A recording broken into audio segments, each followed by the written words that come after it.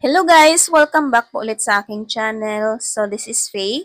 And for today's video po ay meron po akong i-share para po ito sa mga newbie dito sa Popo Live na nakalimutan yung kanilang security password sa pag-withdraw. So meron kasi akong kasama or kasamang member na nakalimutan niya yung kanyang security password. So, hindi na siya makaka-withdraw ngayon. So, ano po ang dapat gawin? Yan po ang aking i-share. So, disclaimer po, hindi po tayo expert po dito sa app na ito. So, ang sinishare ko ay based po sa mga experience po namin dito. So, ayan. So, open natin yung app, guys. So, dito tayo sa dashboard. So, ayan. Try nating mag-withdraw para makita natin kung saan yung security password. So, ayan, withdraw. So, dito, withdraw now. Tapos, confirm. So, ilagay lang natin 10. Yan. Itong account ko ay pang-agent account, guys. Yan. So, confirm. So, ayan, guys, yung sinasabi ko, ang security password. So, anong gagawin kapag nakalimutan ito? Yan. Kung nga maglagay po tayo dyan. Ayan. So, ganyan siya ang nangyayari.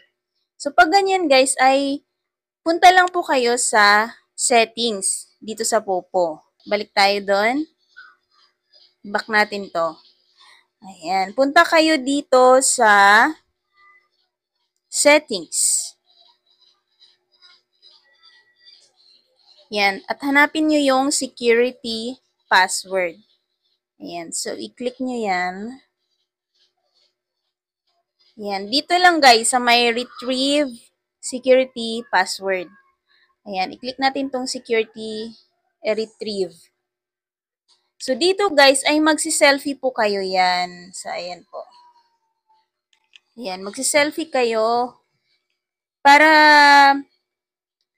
ma-detect ni Popo na kayo po talaga yung may-ari ng account na ito. So, ayan. Sundan nyo lang po yung mga sinasabi dito. Ayan. Open your mouth. Good. Nod your head.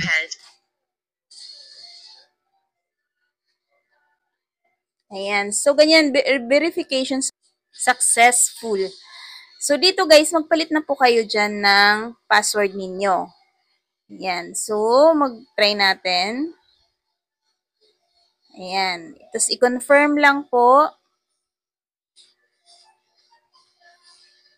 Yan. Ganyan na siya. Password set successfully. Yan. Okay na siya. IC lang. So, yun na yun. Yun na yung password nyo. Yun na yung gagamitin nyo sa pag-withdraw. At wag na kalimutan, guys. So, yan lang po ang aking i-share ngayon. And thank you for watching po. And God bless. Happy earnings.